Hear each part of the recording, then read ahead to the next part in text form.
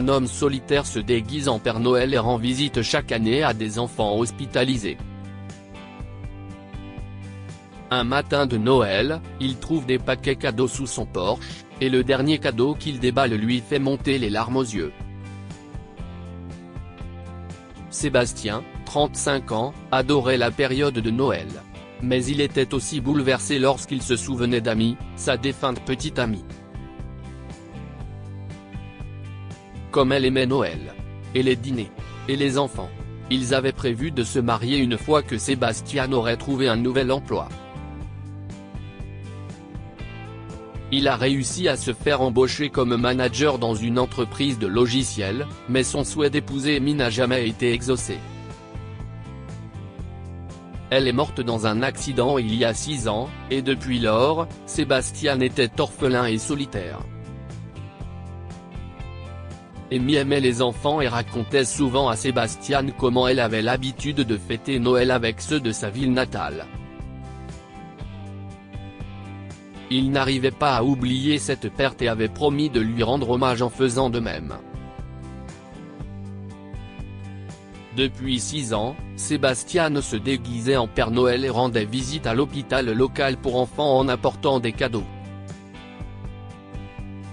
À l'approche de Noël, il a décidé de poursuivre cette tradition et de surprendre les enfants. Bonjour, monsieur Hay. Comment allez-vous ? Céline, la voisine de Sébastien, l'a accueilli de derrière le rayon du supermarché. Elle était en train d'acheter des décorations de Noël et a vu le chariot de Sébastien chargé de nombreux jouets en édition limitée. Elle était troublée. Elle savait qu'il n'était pas marié et qu'il n'avait pas d'enfant. Et ça va, merci. Et vous ? Je vais bien, merci. Et ces jouets, hein ? Je dois y aller. Il se fait tard. À plus, a dit Sébastien en poussant rapidement son chariot jusqu'à la caisse. Il était pressé de rentrer chez lui et d'emballer les cadeaux. Une semaine plus tard, c'était la veille de Noël.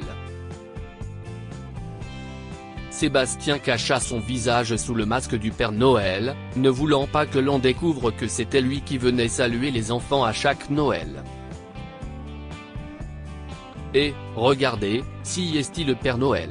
Les enfants ont crié de joie dès qu'ils l'ont entendu oh, et que Sébastien est sorti de l'embrasure de la porte, vêtu du traditionnel costume de Père Noël et muni d'un sac rempli de cadeaux.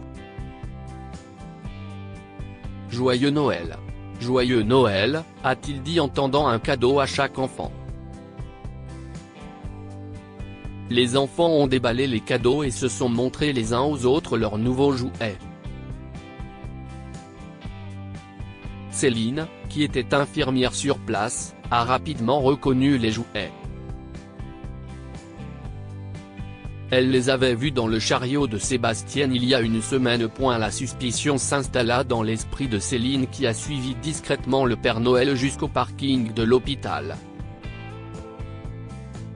Ses doutes se dissipèrent lorsqu'elle le vit monter dans une voiture noire et enlever son masque. Elle a reconnu Sébastien et a réalisé qu'il était leur Père Noël depuis toutes ces années. Quelle belle âme, s'est-elle dit et elle a conçu un plan pour surprendre Sébastien le lendemain. Le lendemain matin, Sébastien se réveilla un peu tard. Il sentait la joie de la fête en regardant par la fenêtre de sa chambre. Les arbres et les rues étaient magnifiquement décorés d'ornements de Noël. Les enfants étaient occupés à faire des bonshommes de neige, et le carillon de la cloche de l'église emplissait la brise hivernale, accompagné de rires et de chants de Noël. Il bâilla et se dirigea vers sa porte pour y accrocher une couronne. Il ouvrit la porte et se frotta fortement les yeux. Il y avait une pile de paquets cadeaux sous le porche. Des cadeaux ? Pour moi. Mais qui les a laissés là ? Il prit l'une des boîtes et la déballa. Bon sang, bonsoir. Si est incroyable. Les larmes montaient aux yeux de Sébastien alors qu'il tenait une magnifique couronne de Noël faite à la main. Il inspecta les autres boîtes et découvrit de nombreux cadeaux de Noël faits à la main. Mais qui les a laissés ici? Sébastien déballa la dernière boîte, et une note est apparue, qui l'a fait fondre en larmes. Je vous souhaite des fêtes de fin d'année pleines de lumière et de rire, cher Père Noël. Joyeux Noël.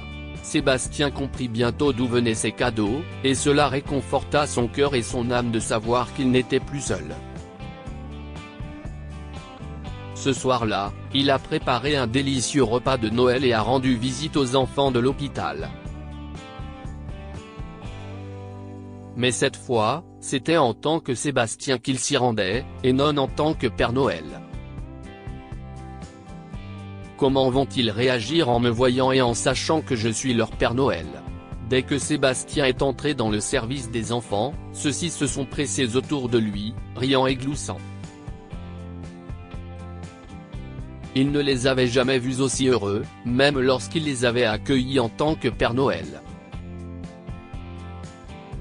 Puis il a rencontré Céline, qui n'a pas pu s'empêcher de rougir en voyant les réactions des enfants. Elle leur avait montré sa photo sur son téléphone et leur avait déjà dit qu'il était leur Père Noël. Mademoiselle Céline, comment ont-ils su que j'étais le Père Noël? Céline a raconté qu'elle l'a suivi sur le parking la veille. Je me souvenais avoir vu les mêmes jouets dans votre chariot l'autre jour. J'avais des doutes, mais je vous ai vu enlever votre costume de Père Noël et j'ai compris que c'était vous qui veniez ici chaque année à Noël pour offrir des cadeaux aux enfants.